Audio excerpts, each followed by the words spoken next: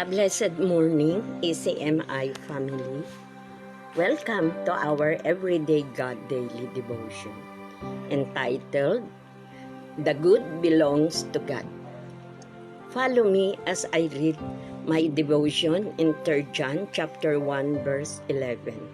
My dear friend, do not follow what is bad. Follow what is good. The one who does good belongs to God, but the one who does evil has never known God. In the early church, Christians showed hospitality to traveling prophets, teachers, and evangelists. Gaius, as a church leader, was exemplary in providing hospitality and walking in truth. Believers should live by appropriate standards, be faithful to the truth, and show hospitality to fellow believers, especially teachers. John cites Gaius and Demetrius as good examples and warns against the ways of Diotrephes.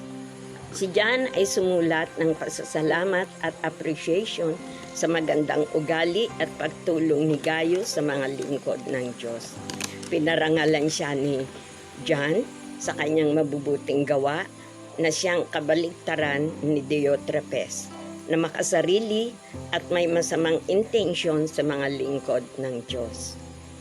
Hangad niya na siya ang kilalaning pinuno at itinataboy niya at ayaw tanggapin ang mga kapatid na dumarating sa iglesia.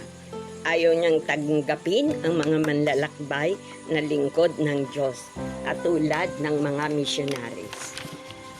My dear brethren, how hospitable are you? Fellowship with others.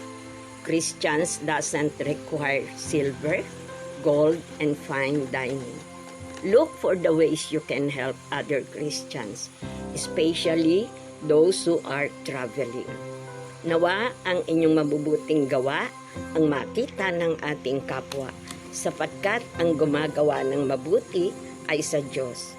God bless you all.